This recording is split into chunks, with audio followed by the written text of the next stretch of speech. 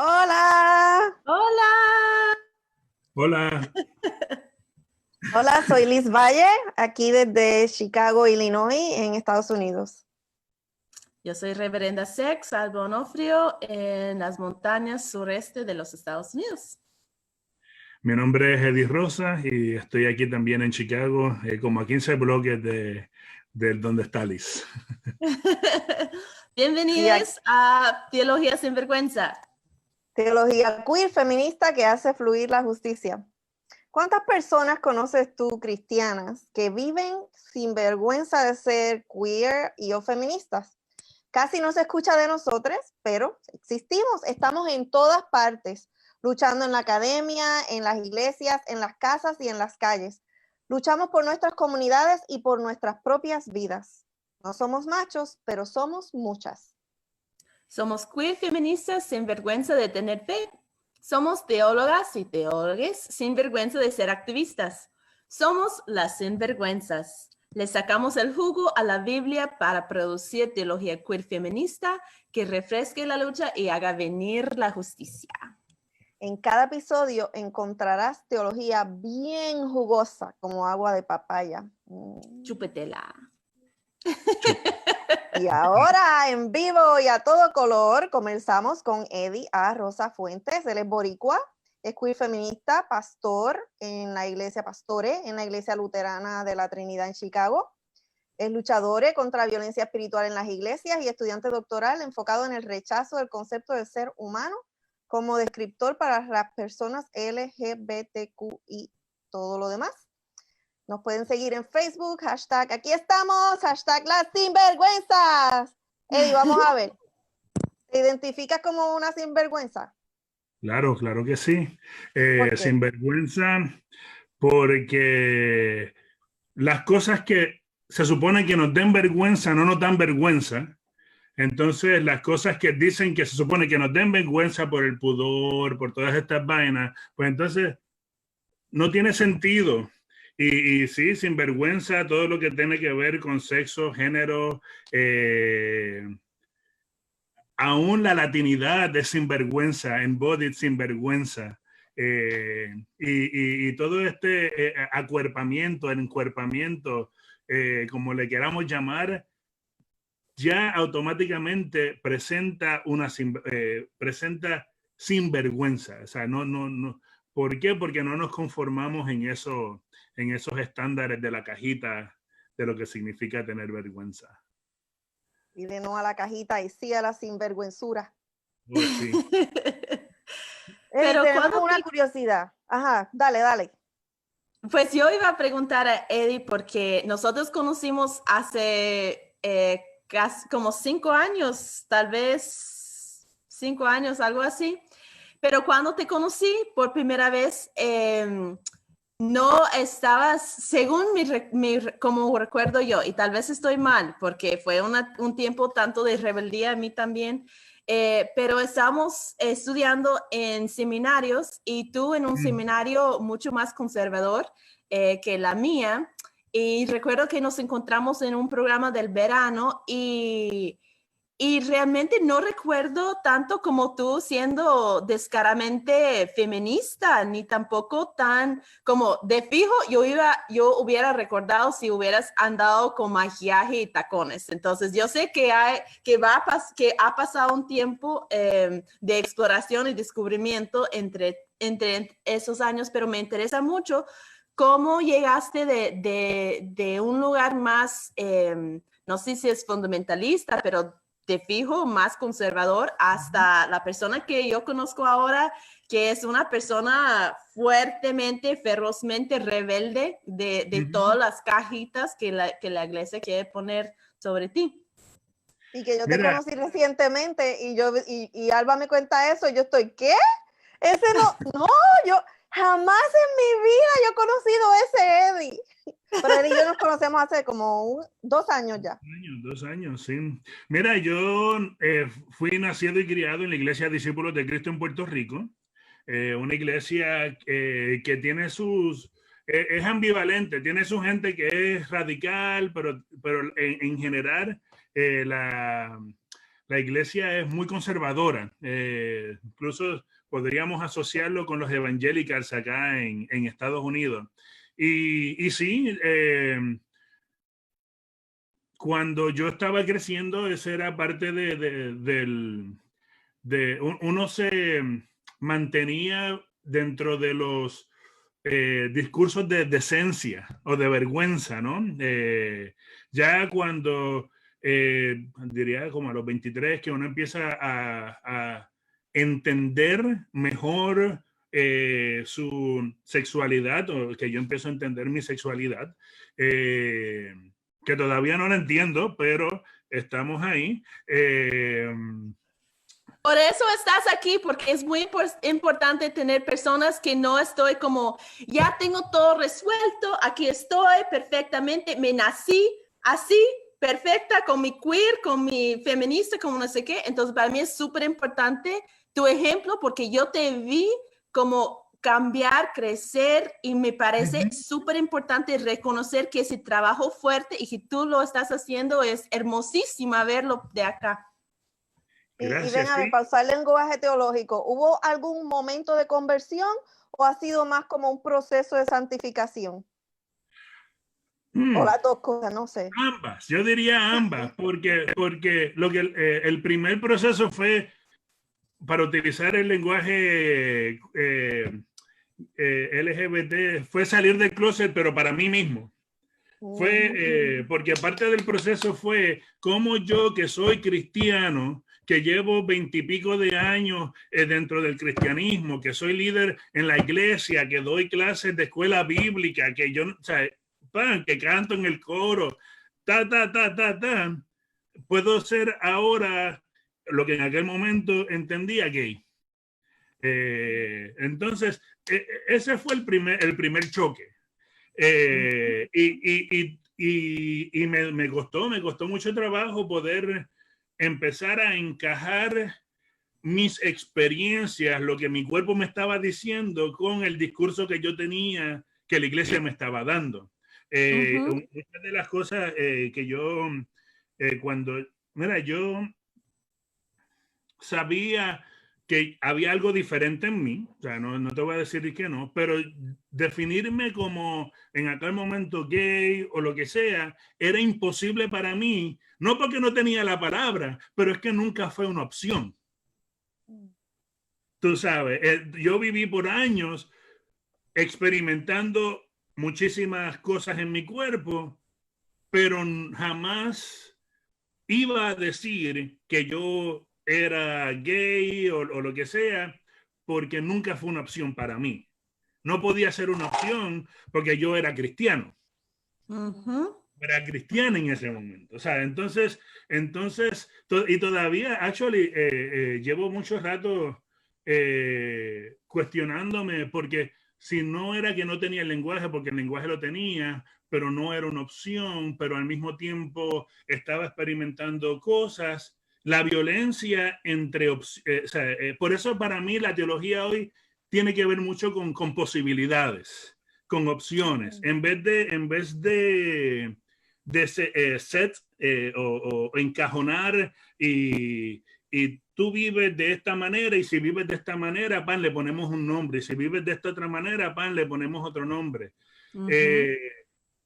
Pero no, la teología para mí entonces tiene que ver con un proceso de dejar que tus experiencias informen tu entendimiento de Dios, aunque no tengamos estas palabras que podamos, como para poder definirlas, si hace sentido lo que estoy diciendo. Me llama definitivamente queer, ¿verdad? Sí, exactamente, yes. Que dices que tú sabías que eras diferente, pero para ser diferente tiene que haber un punto de comparación, ¿no? ¿Diferente a qué o diferente a quién? Mira, yo sabía que a mí los cuerpos masculinos me gustaban. Desde que tenía 12, tal vez hasta menos. Pero con todo y eso, sabiendo eso, yo no era gay. ¿Qué significa eso para ti? ¿Cómo? No entiendo. Explícame. Porque es que no había opción, no era No hay una opción. Ah, ok.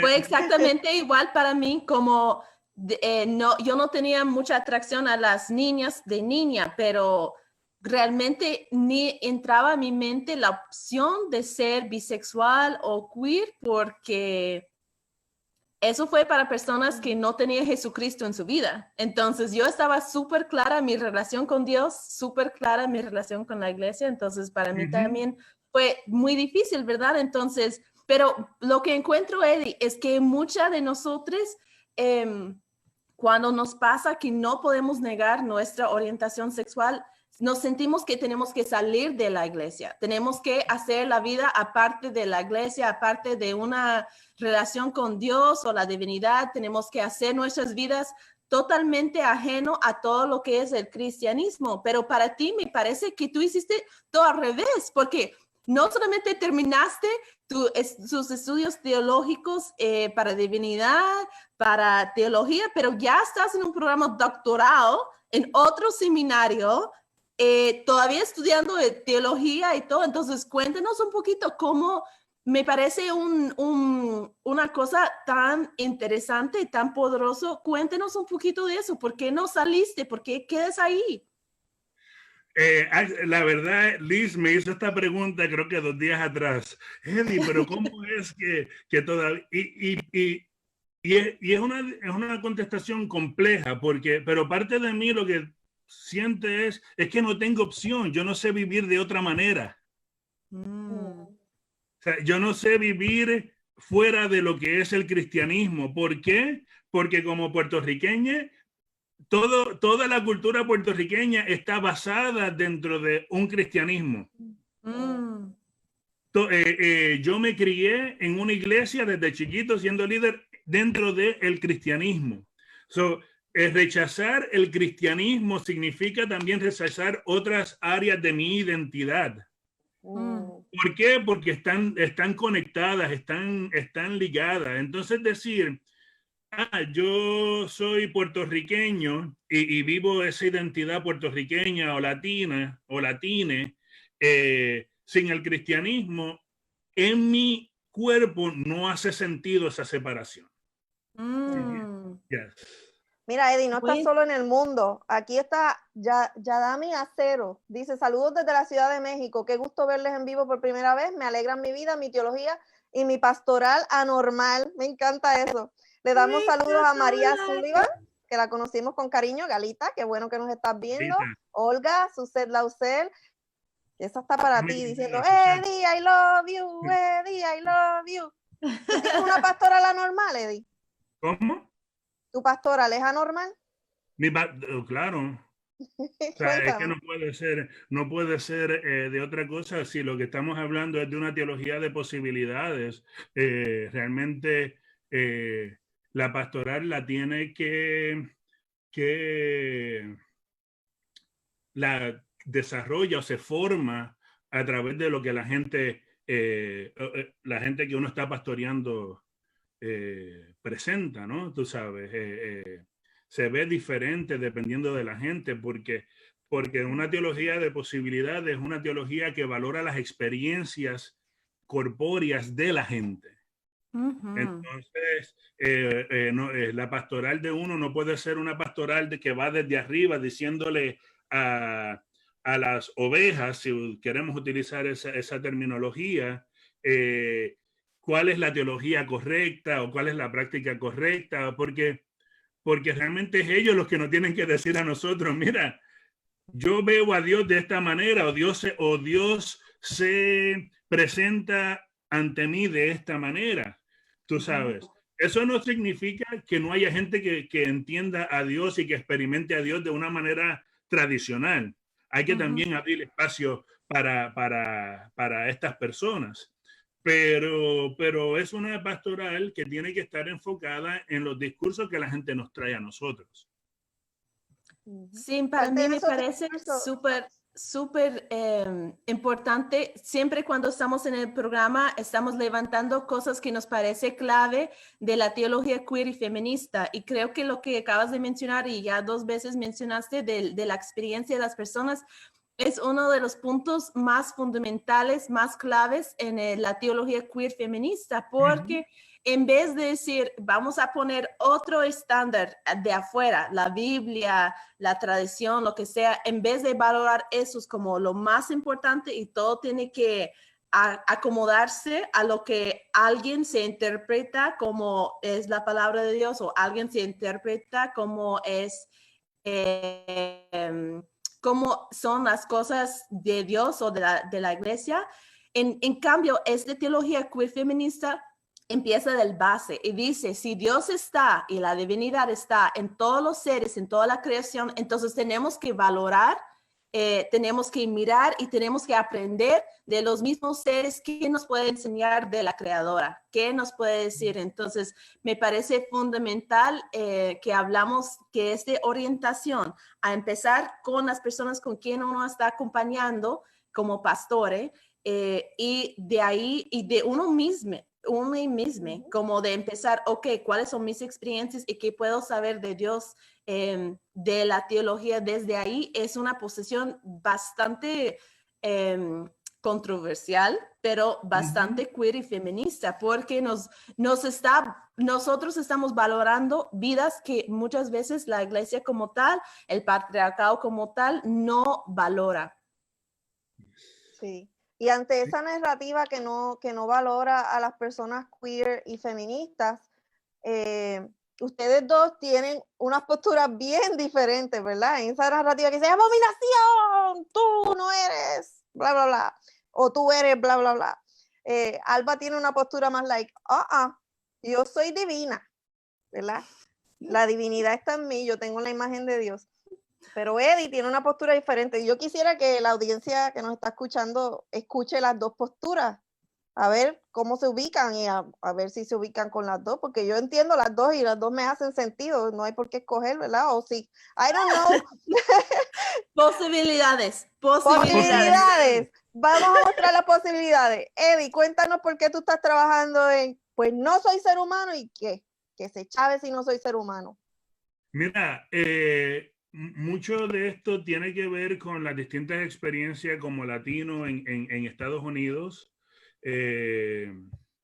Déjame decir que por ser puertorriqueño, yo tengo ciudadanía, nací con ciudadanía, cosa que es ambas un privilegio, pero al mismo tiempo es opresivo, porque en el 1917 la ciudadanía se le da a los puertorriqueños para que puedan pelear, luchar en la guerra, la Primera Guerra Mundial en el 1918. Y fue entonces una imposición del imperio hacia Puerto Rico. ¿Por qué digo esto? Porque es importante entender que las cosas que pueden ser opresivas pueden ser al mismo tiempo privilegios y viceversa. No porque porque algo sea opresivo significa que uno no puede sacar privilegio del asunto. Entonces quiero comenzar por eso, con eso. De ahí paso a las distintas maneras en que yo veo cómo el discurso del ser humano o ciudadanía, no es que son sumamente intercambiables, pero están relacionadas, se utiliza en los medios sociales. Por ejemplo, cuando María pasa en Puerto Rico. El huracán María. El huracán María, sí, gracias.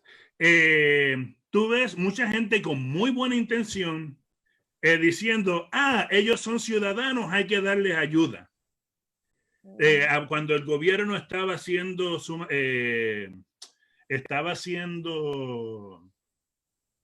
trabajo mal, tirándole papel toallas a la gente como si fuésemos animales.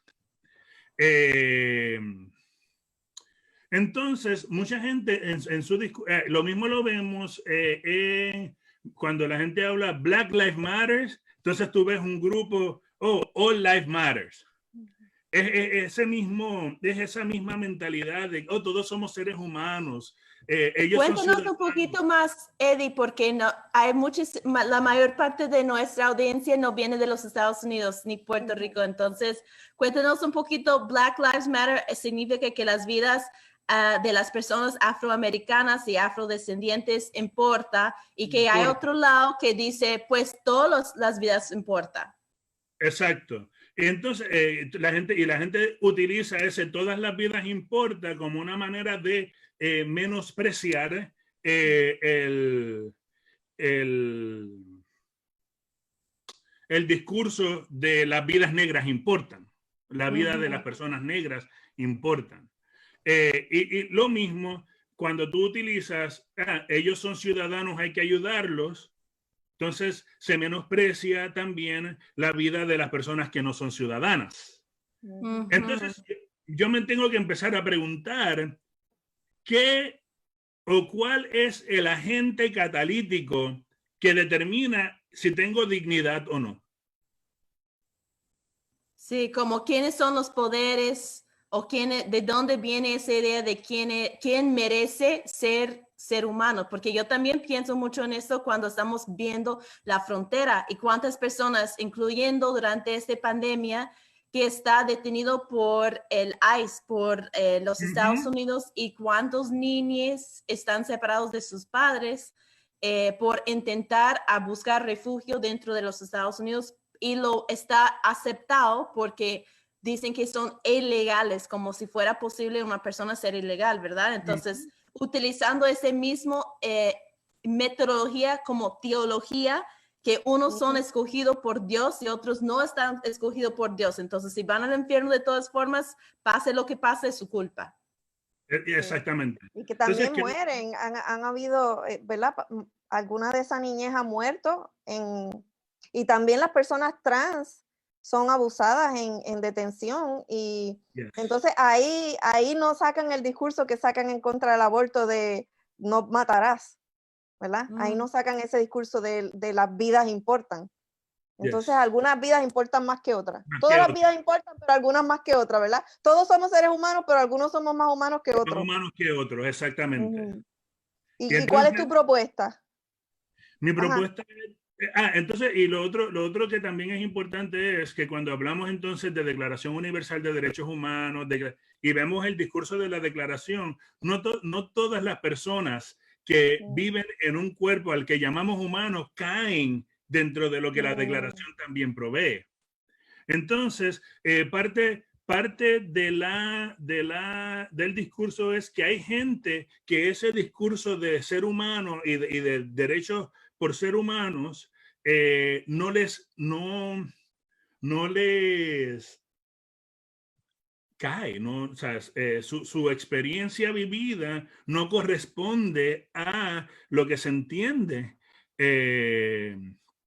por ser lo que el discurso lleva de lo que significa ser humano. Entonces, mi propuesta es decir, ok, no soy humano, ¿sabes? Porque ya me lo están diciendo a cada rato que no lo soy.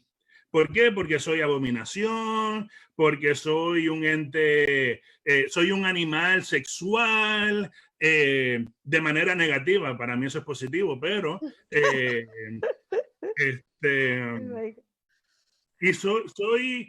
y entonces se busca no solamente las personas LGBT, pero las personas afro, tanto en Estados Unidos como en Latinoamérica. Personas indígenas en Estados Unidos como en Latinoamérica. Se deshumaniza con el propósito de menospreciar, de invalidar. Pues yo quiero, entonces, para evitar el deseo que uno tiene de defenderse y decir, no, yo sí soy humano, porque ya al yo hacer eso me veo debilitado, porque parte de mi discurso tiene que ser en defender mi postura. ¿Y cómo la defiendo? Afirmando mi humanidad.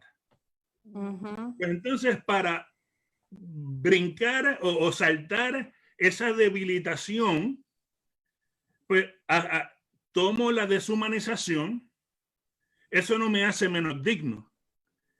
Eso no me hace menos merecedor de respeto. Y empezar a hablar lo que es importante para personas que encarnan este cuerpo. ¿Y qué es importante? Cada persona nos dirá.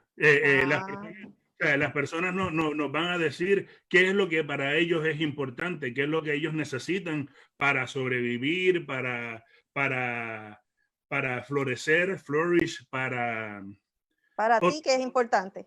Para mí es importante. Perdí el hilo, espérate. ¿Queremos decir por qué perdiste el hilo, Eddie? ¿Ah? ¿Queremos decir por qué perdiste el hilo o no vamos a hablar de esos temas hoy? ¿Podemos hablar de esos temas? ¿Qué están hablando? ¿Ah? ¿De qué estamos hablando? Dice. Estamos hablando de los seres humanos versus los no seres humanos. O no versus, porque también hay gente en in-between. Somos humanos en unas cosas y somos no humanos en otras. Pero para mí es importante el hecho de que mi sobrina es importante. Para mí es importante las relaciones. Para mí es importante el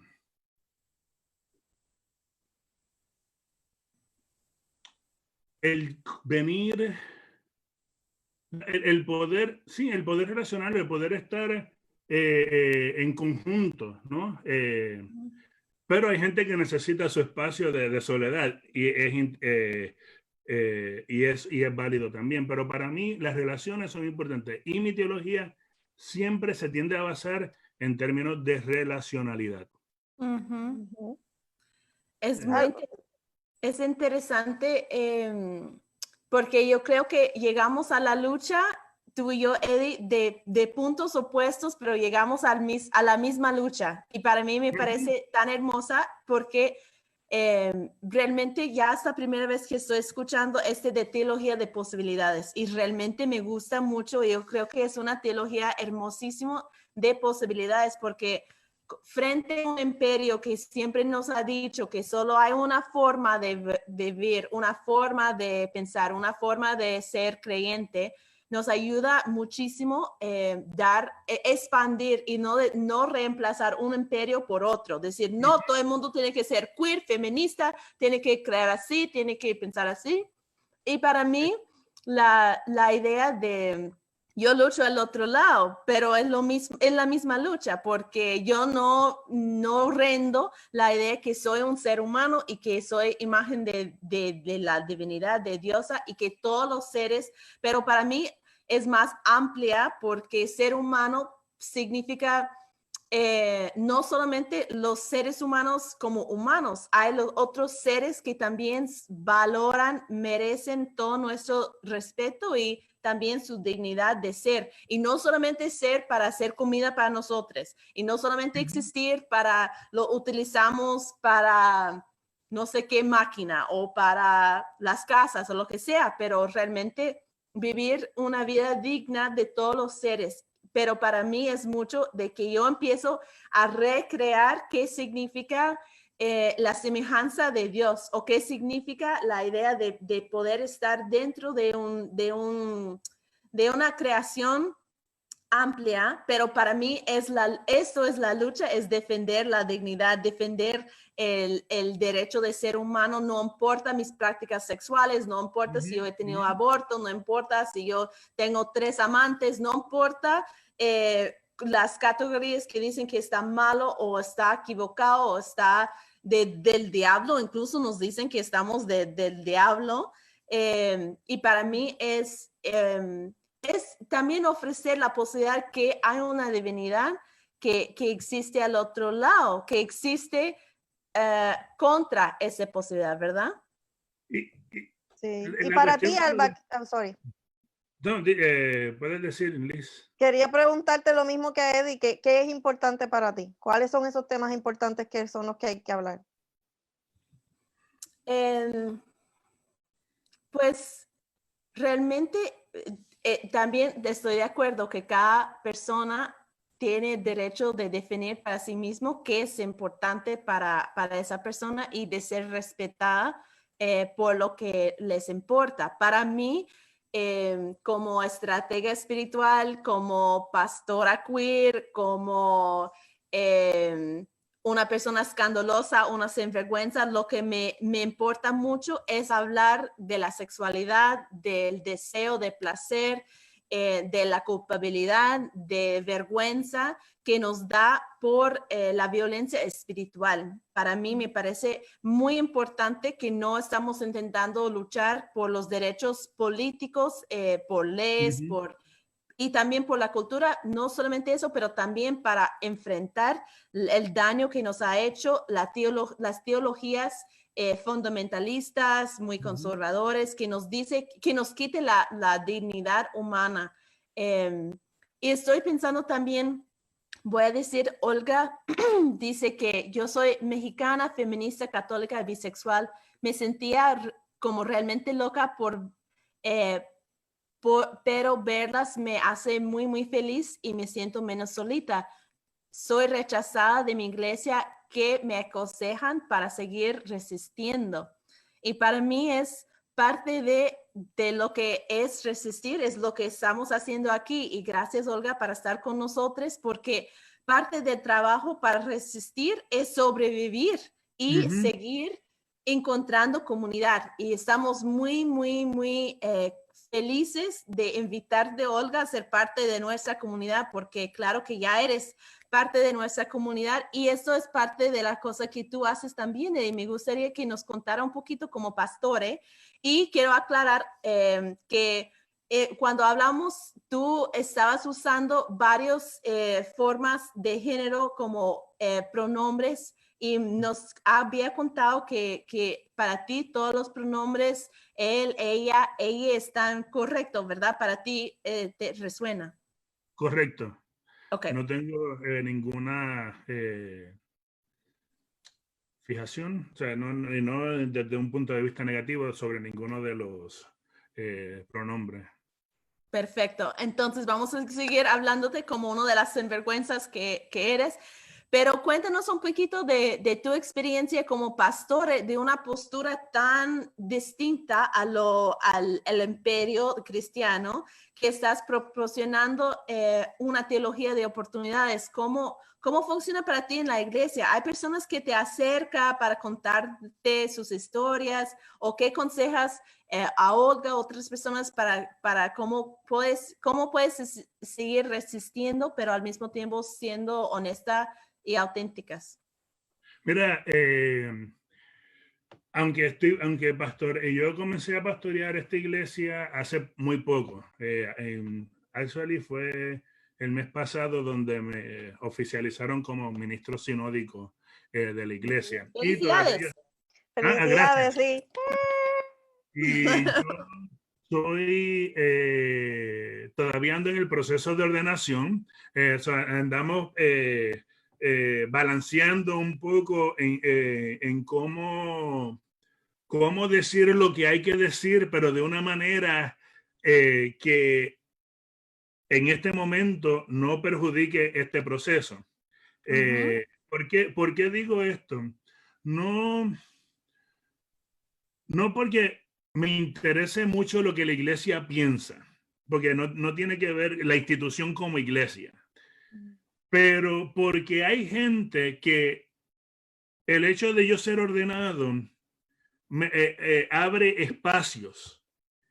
Y yo como reverendo puedo decirle a la gente, tú tienes espacio en este lugar, y por ser reverendo la gente puede que lo escuche. Va a haber otra gente que no lo va a escuchar. O sea, por eso, pero en el espacio donde yo me muevo, el título es importante. Y como mi intención es acercarme o proveer un espacio a aquella gente que ya está en la iglesia, que piensa diferente, pero que no puede decir lo que piensan porque hay un discurso que ya automáticamente ¿cómo se dice? Shame, los avergüenza. Ajá, Que exactamente. son diferentes y no pueden serlo abiertamente. Que Y no piensan lo pueden que ser. son. Y parte de esto se relaciona a mi experiencia cuando yo estaba creciendo. Yo sabía que yo tenía una experiencia diferente. En ningún momento yo podía decir que era gay. Una, porque nunca se me había ocurrido. Pero segundo, porque la iglesia no habría espacio para decir, ok, y estas experiencias diferentes, ¿tienen espacio para llegar aquí? ¿Estos cuerpos tienen espacio para llegar a este lugar? A mí me tomamos posturas distintas, Eddie, porque tú dentro de una institución y yo totalmente fuera de la institución, pero estamos haciendo más o menos el mismo ministerio, pues de formas distintas, pero ese igual para mí es tan importante, es decir, no, Dios no requiere que tú niegas parte de tu ser, parte de su placer y deseo. Eso no tiene nada que ver con Dios, tiene que ver con la institución o con la iglesia o con el patriarcado. Entonces, muy lindo como acompañamos uno a otro, pero de posiciones bastante difíciles de adentro y de afuera. Sí. Y bueno, me parece que los dos fue en reacción a, parece como si ustedes dos son sobrevivientes de violencia espiritual.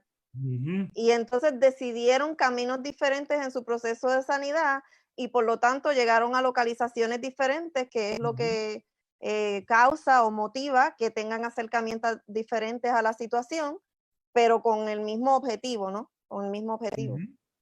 A mí me estuvo curioso que ustedes, la manera que ustedes decían que no era una opción, porque si uno es cristiano no es una opción, porque yo creciendo, cuando yo era chiquita, si trato de pensar cómo yo pensaba así como ustedes, a mí no me parece, bueno, yo sabía, yo entiendo lo que ustedes dicen de que no era una opción, de que, ok, si eres, te vas, pero porque a mí lo que me enseñaron fue, y lo he dicho en otros episodios, de que, bueno, puedes ser homosexual, lo que no puedes es practicar la homosexualidad. Ese es el pecado. Entonces... No, yo no tenía eso no fue mi experiencia en la iglesia. Pero yo estaba en una iglesia bautista y déjame decirte que yo estaba clarísima que fue una decisión que uno tomaba de tener una relación homosexual, no por cómo es uno como el ser, pero porque el diablo te estaba buscando y que tú tomaste una mala decisión. Yo pensaba esto hasta el momento que yo tenía 15 años y una mujer que yo estaba encantada de esa mujer, pues otra niña de 16, 17 años, y ella me besó y en este momento fue en que cambió totalmente mi postura, literalmente de un momento a otro, porque en tal momento conectar con ella de una forma física me explotó la mente porque yo estaba tan clara que fue algo tan hermoso, tan lleno de amor, de cariño, de deseo, de placer, que no puede existir una diosa o un dios que decía que eso estaba mala. Entonces, estoy segura que la semana antes de este episodio que pasó, que yo realmente no había pensado en mujeres, ni niñas, ni mis compañeras, nunca había tenido una atracción sexual, porque yo también tenía atracción por los jóvenes, por los chicos. Entonces me salió bien porque yo podía andar con ellos, todo tranquilo, todo el mundo contento, que yo tenía mi novio ahí. Pero realmente para mí fue algo que me gustó, pero me sentía muy aburrida después de poco tiempo, porque no hubo tanto conexión emocional, fue mucho más física, fue mucho más de como los jóvenes, pero con esa mujer, con esa chica, me enamoré antes de saber qué significaba enamorarse. Entonces, la conexión física como cambió totalmente y ahí fue cuando yo tenía que decidir por mí misma si estaba correcto. Todos los pastores, todas las maestras, si habían realmente, es cierto que el diablo me había buscado de forma de esa mujer que para mí fue belleza y amor y cariño y todo, y para mí en ese momento cambió, y Drina Ramos dice, ese fue un beso de salvación. Amén. Eso Excelente, excelente. y para mí, ¿sabes qué? Hasta el momento me termino pensando que Dios es como una seductriz, alguien que seduce. De eso trata el Festival de la Divina Sabiduría, de Dios como seductora, como mujer seductora. Eso es el Proverbios 8. La mujer de Proverbios 8 para mí es una mujer seductora. Eddie y yo vamos a tener debate. Yo espero que toda la gente que está escuchando este podcast también vayan a escuchar a Eddie predicar sobre la divina sabiduría y a otros predicadores sobre eso. Pero así es que yo la veo. Y Sofía Divinatrix, ese alter ego que yo creé, es la encarnación de la divinidad femenina. Y yo estuve pensando estos días como, espérate, déjame terminar esa frase, es la encarnación de la divinidad femenina como seductora, como ese Dios que te atrae, que no impone, sino que se presenta bella para atraerte. ¡Oh, my God! ¡So amazing! Quiero decir dos cositas acerca de cómo yo crecí en la iglesia, porque la segunda tiene que ver con conciencia y quiero que ustedes hablen un poquito de eso. La primera es la teología, que, yo no tenía esa visión que ustedes dicen de que no era opción, porque yo decía, bueno, pues sí es opción, pero la opción que era, para mí era una no opción en el sentido de que yo encontraba que la iglesia le estaba poniendo una carga demasiado pesada a las personas homosexuales. En aquel tiempo yo pensaba, ahora diría queer o otras palabras, que no le pone a las personas heterosexuales. Es como, espérate, pero por lo menos los heterosexuales tienen una salvación al contraer matrimonio. Si te estás quemando, cásate. Pero las personas las personas homosexuales les dicen, para estar aquí tienes que no tener relaciones sexuales, y eso yo pensaba en aquel momento, ya antes de mi adolescencia, que era como injusto de la iglesia como institución pedir eso de algún ser humano, de hacer ese doble estándar. Y lo otro es la cuestión científica de que para mí, hay algo en mí que yo no he entendido nunca de por qué yo he estado tan consciente de la socialización, ¿verdad? Como de los constructos sociales, no como algo dado, ¿verdad? Y entonces cuando explicaban esto de la biología de la queerdad, si lo quieres llamar así, de que si uno nace o se hace o lo que sea, y de dónde viene el placer y de dónde no, yo estaba bien consciente que el disgusto que algunas personas sienten por una persona del mismo género tiene más que ver con cómo fueron criadas, con la socialización. Y yo entendía que la fisiología de un beso, por ejemplo, yo decía, pero es que el placer como sensación física, si yo quito la socialización errónea, un beso se siente un beso, una lengua es una lengua, venga de quien venga, un dedo es de un dedo, venga de quien venga. No se siente igual, venga de quien venga, ¿eh? Déjame decirte, yo tengo experiencia. Mira, puedo decir. Alba, eventualmente yo aprendí eso también, pero en aquel momento no lo sabía. En aquel momento no lo sabía. Ahora ya lo sé. Pero tiene que ver con otras cosas, ¿verdad? No tiene tanto que ver con el resto de las partes de ese ser humano, sino que tiene que ver con quién es ese ser humano para ti, ¿verdad? Y también tiene que ver con la socialización recibida o no recibida y otras muchas cosas. Pero esto para decir, quería hablar de la ciencia de dos maneras. Una, que anteriormente cuando él se le perdió el hilo, aunque eso es algo que le pasa a mucha gente y no tienen por qué preocuparse, sobre todo ahora que estamos viviendo en cuarentena por cuenta del COVID-19, a más y más personas se les va el avión y no sabemos ni qué día es, ni se le va el avión. En Puerto Rico significa que pierde uno el hilo, que no está pensando claramente. Pero Eddie también ha sido diagnosticado como ADHD. Y esos diagnósticos de enfermedades mentales, y estoy haciendo comillitas con mis dedos para los que no nos pueden ver, son alegadamente científicos, ¿no? O por lo menos parte del sistema de salud normativo que dice que unas personas son normales y otras son anormales, que las que tenemos enfermedades mentales somos anormales y por lo tanto somos menos seres humanos. Y Eddie varias veces habló de que él llegó a estas propuestas, ¿no? De no soy ser humano y qué, de la teología de las posibilidades, por una convergencia de identidades. O sea, para Eddie parece ser bien importante, y corrígeme si te entendí mal, que naciste puertorriqueño, que Puerto Rico es una colonia, el estado político de Puerto Rico, el trato que reciben las personas que lucen como nosotros tres en Estados Unidos, que es un trato de, tú eres brown, no eres de aquí, latino, lo más seguro eres mexicano, todas esas cosas. Entonces, esas categorías que nos dicen que son biológicas o que son científicas para justificar lo que yo considero es un constructo social. Y quería que ustedes ambos nos hablen un poquito de eso.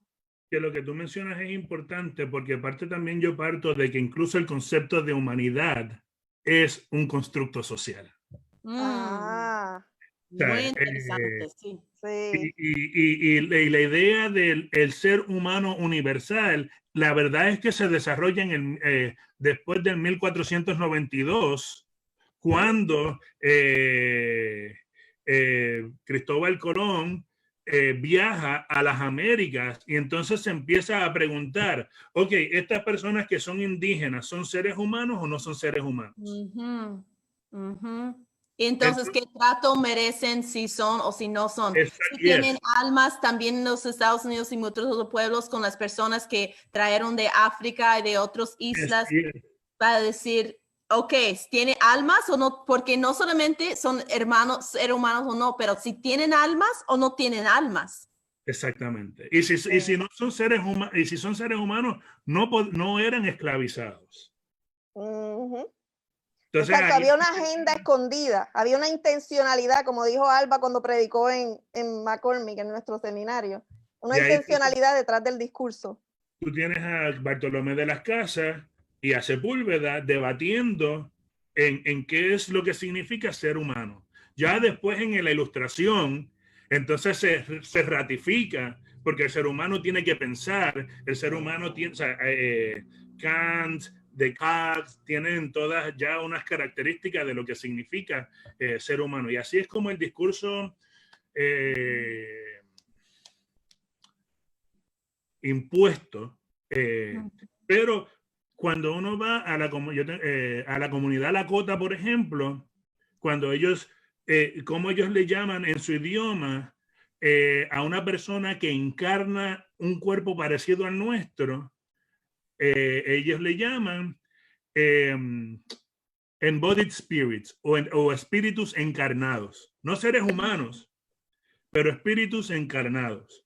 Y entonces ya ahí tú te empiezas también a dar cuenta que nuestros idiomas, la manera en que nosotros nos referimos a esta encarnación, afecta también cómo nosotros nos entendemos. Y entonces, si entendemos que el discurso de lo que es ser humano, el discurso mayoritario de lo que significa ser humano, es un discurso colonial, entonces toca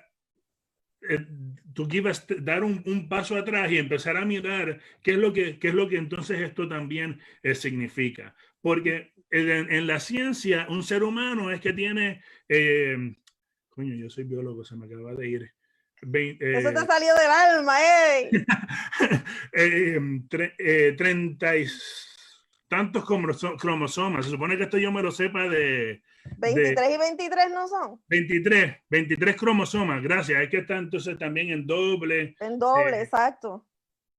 Pero entonces tú tienes gente que, por ejemplo, personas que padecen de síndrome de Down, que tienen una trisomía en el cromosoma 21. Tú tienes gente que es XXX, XXY, XYY, X0. Entonces, cuando tienen un cromosoma de más, un cromosoma de menos, ¿son más seres humanos o son menos seres humanos? Cuando tienen los 20 y tantos cromosomas y por un accidente quedan en un estado vegetativo. Entonces, y los llamamos vegetales. Entonces, ya ahí, según la Declaración Universal de Derechos Humanos, que todos los seres humanos tienen derecho al trabajo. Pero entonces esta persona en estado vegetativo, ¿tiene derecho al trabajo o no tiene derecho al trabajo? Y si no tiene derecho al trabajo, deja de ser humano porque no puede. Entonces le llamamos vegetales. ¿Qué pasan con los vegetales? Entonces los vegetales son seres humanos que los estamos comparando con seres humanos, que podríamos decir que sí. Pero, y parte, Reverend Sex, parte de lo que tú estás diciendo es que sí, lo que yo entendí es que los vegetales son también seres humanos. Y tienen también un imago de. Por eso, y de ahí es donde yo veo que convergen también nuestros discursos. Y cuando entonces retamos estas ideas de seres humanos y nos vamos entonces al discurso teológico, porque la teología moderna ha mantenido estas ideas de lo que significa ser humano. Por eso es que entonces empezamos a entender a Dios de la manera en que nosotros nos entendemos a nosotros. Dios en el siglo XVI era estética, pero entonces en el siglo XIX se convierte en un Dios de razón y orden. Que viene de gente, ¿verdad? Y no de... Porque nosotros, una cosa que siempre estamos intentando romper como feministas y otros, es esa idea que siempre ha sido así, que cómo estamos experimentando la vida religiosa, de cómo es la teología, que siempre ha sido así, siempre ha pensado así, siempre ha sido así, pero tenemos ya mentes y religiones demasiado colonizadas, entonces no podemos ni imaginar cómo era antes y hasta que llegamos a estudiar o conocer por otra forma, que entendemos que realmente estamos viviendo un proyecto religioso bastante nueva y bastante normalizada en la forma. Incluso me encanta cómo hablas en las formas en que hablamos, las palabras que usamos. También muchas veces implica poner categorías sobre personas. En los Estados Unidos, por ejemplo, hablamos mucho de los inmigrantes y ha sido una lucha yo recuerdo bien luchando hace casi 20 años ya de ese título de ser ilegal, como una persona sin documentos y se convierte en una persona ilegal. Realmente me parece tan violento. Entonces, pero hablando de ese, me gusta mucho que seguimos hablando de la violencia espiritual, porque muchas personas hablamos de la violencia que pasa por los cuerpos de las personas queer, de las personas trans, de las mujeres, el femicidio, de las niñas y niños por abuso sexual. Todo eso es muy importante. Yo creo que hay personas realmente luchando el tema y cómo la religión y la teología detrás de esto realmente es parte del sistema que nos sigue abusando. Pero también yo creo que es importante hablar como personas teólogos, es muy importante hablar del daño espiritual, de quitar de una persona su dignidad de ser por forma de su salud mental, por ejemplo, de forma de su salud o de su física, de su sexualidad, de su expresión de género, de su edad también, como de quitar realmente parte de la dignidad de una persona sin contar toda la historia, ¿verdad? Porque vivimos en sistemas capitalistas que dice un ser humano valora lo que puede producir por nuestra labor. Entonces, si tenemos algo que nos hace difícil concentrar por mucho tiempo, somos menos porque podemos producir menos en el tiempo. No importa qué creativas somos, no importa lo que puede salir, que puede ser una ayuda de todo el mundo, no importa porque no podemos hacer tantas cositas a tanto tiempo. Entonces, es muy importante que siempre estamos recordando en la teología queer feminista que siempre estamos poniendo vista de cómo es, por qué es así, por qué los seres humanos son así, porque estamos trabajando en un sistema capitalista que dice que nosotros tenemos que poder trabajar para valorar. Entonces, las ancianas, las personas que son negados los trabajos, y que esa violencia espiritual pasa no solamente por nuestras almas, que es suficiente de importante, pero también sigue y entra en las leyes por lo que dice que es correcto o no correcto, o moral o inmoral. Y creamos también instituciones donde las personas que no representan este ser humano ideal, la depositamos entonces en estas instituciones. O sea, tenemos, y voy a utilizar una palabra, trigger warning, manicomios para personas que son...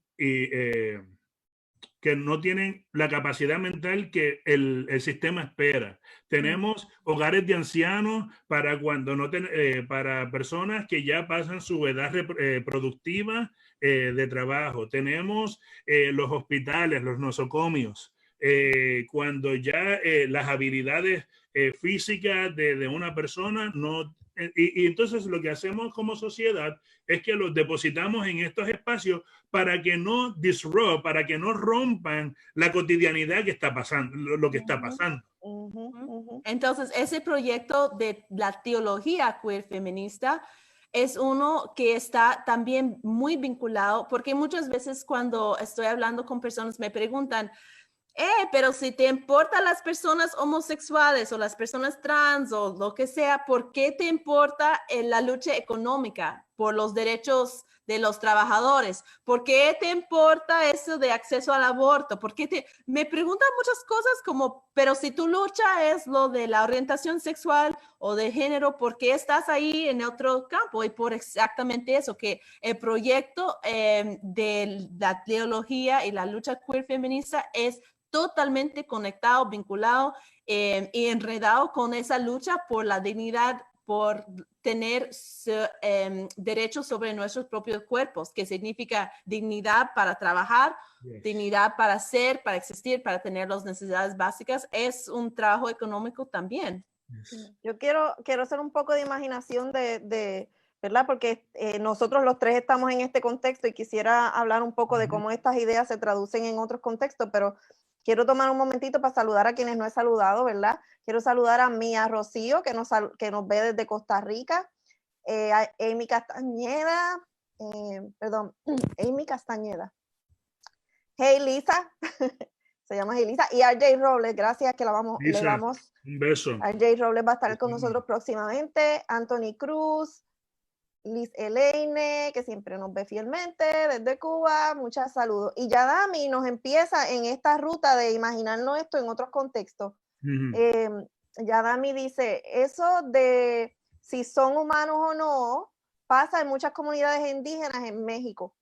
Y, por ejemplo, esta persona habla de la esterilización forzada, que fue lo que le vino a la mente. De hecho, a las puertorriqueñas, las mujeres puertorriqueñas han sufrido esterilización forzada y también han sido objetos de laboratorio o animales de laboratorio para probar métodos anticonceptivos y otras cosas más, nuestro pueblo, ¿no? Pero esa es una buena entrada a imaginar cómo esto se traduce en otros contextos, porque aunque no sean las mismas categorías o problemas sociales, la realidad es que en otros países también hay razones por las que se crean clasificaciones para decir estos son menos humanos y estos son más humanos, ¿verdad? Entonces, estas estrategias que ustedes están modelando para nosotros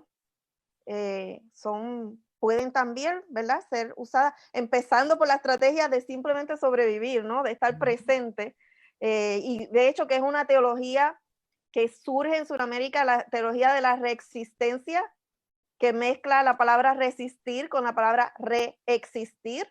Le doy las gracias a María Pilar Aquino por traerlo a mi conciencia, por enseñarme de que eso existe y que nació en Sudamérica. Así que esas son otras posibilidades. que explorar. Yo sé, Alba, tú conoces más de otros contextos que yo. Si quieres seguir por esa línea un poquito. Pues me gusta mucho la idea de ser humano, de que eso de ser humano, y gracias, Yademi, porque me parece importante de hablar en qué ha hecho nuestros ancestros y ancestres para sobrevivir, porque no es solamente, porque para mí, como una persona muy afortunada, muy privilegiada, yo puedo estar fuera del armario totalmente como mujer, como persona queer, descaradamente sin vergüenza, reverenda sex de todas formas, pero es un privilegio poder hacer esto. Entonces, yo creo que es importante también decir que en ese momento hay personas que podemos estar muy radical, abiertamente, por eso hacemos este podcast para ayudar a las personas no sentirse solas cuando están pasando lo mismo en otros lugares, o que no han tenido la oportunidad o el deseo de ir a estudiar en un seminario que enseña esas cosas, pero es importante también para mí reconocer que para mis ancestras, alejarse de su de ser indígena, por ejemplo, porque por mí, por ejemplo, me importa mucho, mi familia viene de Colombia y me interesa mucho de qué pueblo somos, pero realmente la familia ya no sabe y no quiere hablar de eso porque había en aquel tiempo ser indígena significaba no ser ser humano, no tener acceso a derechos, no tener acceso a estudiar, no tener realmente las mismas posibilidades, y nuestras familias, por desear darnos la posibilidad de existir, aceptan de ciertas formas la categoría para entender a ir sumiendo y para sobrevivir, y para las familias. Yo sigo viendo eso, que las personas se alejan de las identidades, sea queer, sea trans, sea pobre, sea indígena, sea afrodescendiente, como se aleja. Y eso es parte de las experiencias. Cuando yo pienso en las heridas ancestrales que tenemos como culturas y como dentro de nuestras mismas familias que existen las células, estoy pensando en qué tenía que hacer para sobrevivir, para poder esperar una vida de un ser humano para sus hijos y sus nietos. Y yo creo como mencionarlo porque no es que todo el mundo en este momento tiene la posibilidad de decir, sí, yo soy no sé qué. Porque realmente es peligroso ser mujer, es peligroso ser una persona queer, es peligroso ser una persona trans, es muy peligroso ser una persona pobre. Entonces, tiene sentido cómo las personas nos, como alejamos de esas identidades por esperar una posibilidad de ser vista como un ser humano y tener la posibilidad de vivir. Exactamente. Y entonces vamos a preguntarle a Eddie sobre sus ancestros. Hablando de sabiduría ancestral, Eddie, ¿quiénes son esas fuentes de sabiduría que tú buscas, que siempre están contigo, que te pasas citando, que están en tu memoria? Pueden ser personas familiares, pueden ser académicos, teóricos, pueden ser gente histórica, personajes históricos. Ajá, cuéntanos. Un ancestro en este momento, mi bisabuela, Elisa Rivera se llama. Abuela Elisa. ¿Como mi mamá? Sí. ¡Wow! Ella era una mujer católica sumisa. Pero, y yo pienso que es importante decir que era católica sumisa porque seguía a María, bien fiel, era bien. Pero al mismo tiempo era una mujer tan fuerte y luchadora ¿y por qué digo esto? Porque ella se deconstruía a sí misma en cierto aspecto. Aunque su discurso era de sumisión, su labor era a veces contradictorio. Lo mismo con mi abuela. Mi abuela era una mujer, la mamá de mi papá, Gloria Vigio. Ella era una mujer muy conservadora, pero era una madre soltera en los 50, con 4 hijos, trabajando sola, proveyéndole o sea, entonces, por un lado, son conservadores, pero por el otro te demuestran esta fortaleza, ¿no? Y la otra persona así que tengo, scholar, es Marcela Altus Reid. Ella a mí me abrió los ojos. En los 90 hay muchas cosas y ella habla también desde la Argentina, aunque ella escribe en Inglaterra, pero muchas de sus experiencias están basadas en su trabajo en Argentina, pero ella yo pienso que fue un hito dentro de la teología para hablar sobre lo que es indecencia. Y yo pienso que en las teologías queer les damos un buen... la conocemos, pero más allá, tristemente mucha gente no la conoce. Y pienso que es triste. Yo pienso que dentro de otros espacios más allá de la teología queer deben engage with her, porque ella plantea esto mismo también. Lo que llamamos indecente no debería ser indecente. Hay muchas cosas que están pasando en el mundo. O sea, por ejemplo, hablar de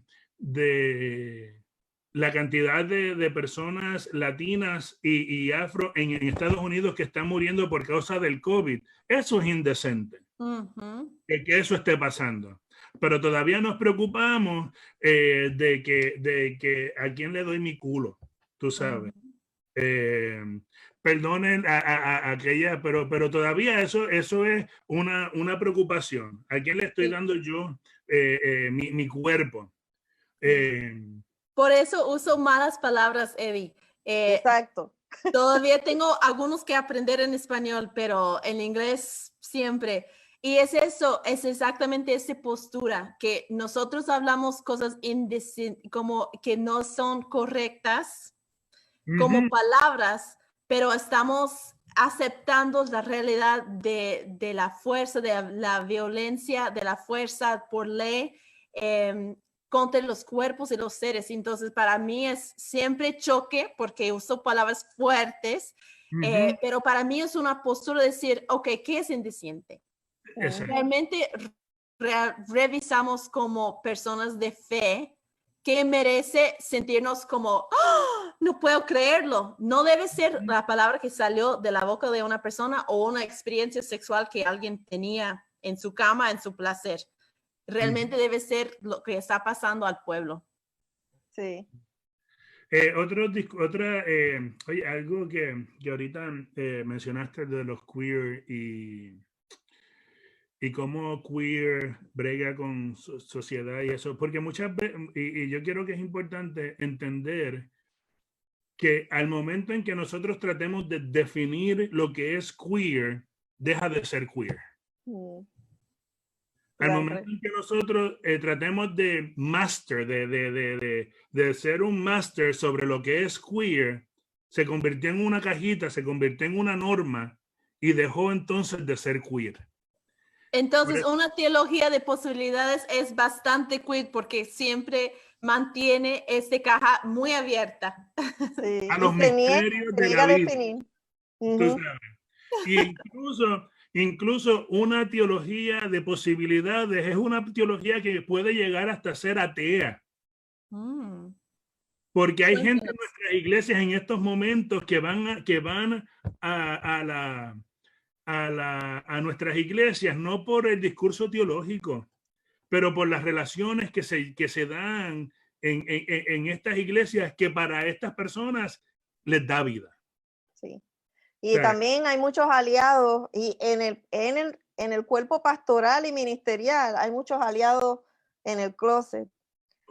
Personas que están muy, muy disponibles a ministrar a personas queer y aceptarles y amarles y no tienen ningún problema, no se suscriben a los discursos violentos de la iglesia pero públicamente no lo dicen, porque, bueno, prefieren estar ahí en el puesto que ser echados afuera por la iglesia institucional. Yo no les voy a juzgar negativamente por eso, pero tú ves lo que yo decía, que Eddie, yo creo que no se ha leído mucho a Sedgwick, pero piensa mucho igual que Sedgwick, y Sedgwick escribió un trabajo sobre la epistemología del armario, ¿no? Cómo conocemos por estar dentro del armario, y hay varias maneras de estar ese concepto de estar en el armario se aplica, ¿verdad? En otros, no de igual manera, la intensidad del sufrimiento o del riesgo de salir del closet no es igual, porque no es lo mismo riesgo de perder un trabajo que un riesgo de que te maten, o sea, no es lo mismo, no es lo mismo, no se puede comparar, pero ciertamente es una manera de conocer a través de nuestros cuerpos, a través de nuestras relaciones con otros seres humanos, cómo entendemos ciertas cosas, ¿verdad? Quiero recalcar eso, que estamos aquí para hacer comunidad con personas que nos escuchan, que no han visto muchas teólogues sin vergüenza de ser activistas y queer simultáneamente, pero también no estamos activamente invitándoles a que salgan del closet o del armario o de que salgan a la calle así. Ya Alba lo dijo, yo lo quiero reiterar, proteja su vida porque es más importante estar vive, y sobrevivir es un modo de resistencia en sí mismo.